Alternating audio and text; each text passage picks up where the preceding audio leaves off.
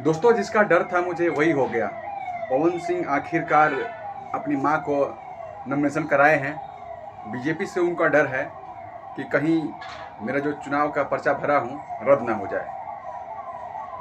बता दूं कि एक बहुत ही करीबी हैं उनके यूट्यूबर सूर्या भाई।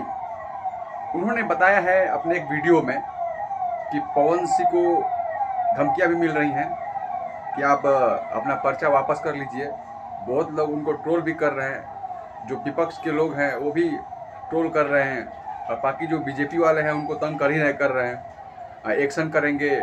और सूर्या भाई का कहना है कि बीजेपी जो पवन सिंह के कुछ केसेस थे, पहले के पुराने केस थे कुछ लफड़ा वाला, वो खोल सकती है। ये मैं नहीं, सूर्या भाई ने एक वीडियो बना के बोला है कि केस है, बीजेपी खोल सकती है। तो मुश्किलें पड़ सकती है पवन सिंह का। और पता है आजकल राजनीति में यही हो रहा है कि हम अगर बात नहीं मानेंगे आपका तो आपके पुराने केस को खोल दिया जाएगा, आपको जेल भेज दिया जाएगा, परेशान किया जाएगा। यही सब हो रहा है आजकल राजनीति में।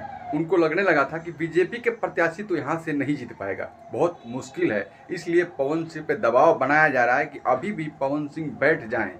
लेकिन पवन सिंह है मानने को तैयार नहीं है। पवन सिंह ने ठान लिया है, पवन सिंह ने माँ का आशीर्वाद ले लिया है। पवन सिंह ने बहुत ज़्यादा ही बोल दिया इस चीज़ पे कि मैंने माँ का आशीर्वाद ले लिया है और मैं चुनाव लड़ूंगा। तो अब पवन सिंह कैसे बैठेंगे भाई? उनकी तो थोड़ा बहुत इज्जत है। तो पवन सिंह इसीलिए बैठने का नाम नहीं ले रहे हैं। और पवन सिंह ने इसीलिए अपने मम्मी का नामांकन करा दिया है।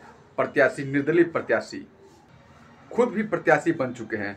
उनको डर है कि मेरा अगर खारिज हो जाएगा तो मेरी माँ के जो नामांकन भरे गए हैं, मेरी माँ लड़ेगी चुनाव और मेरी माँ जीतेगी।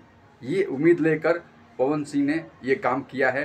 पवन सिंह ने अपनी चालाकी दिखाई है। अब देखना ये दिलचस्प बात है कि बीजेपी क्या एक्शन लेती है। क्या उनके पुराने केस को खोलती है? क्या उनको फंसाती है? क्या बीजेपी उनको फंसाती है? क्या बीजेपी उनको राहत देती है? ये सब देखना बड़ा मुश्किल है यार। आप देख रहे थे नई बस्ती व्लॉग और आपका भाई अर्जुन। तो नमस्कार, जय भोजपुरी, जय बिहार।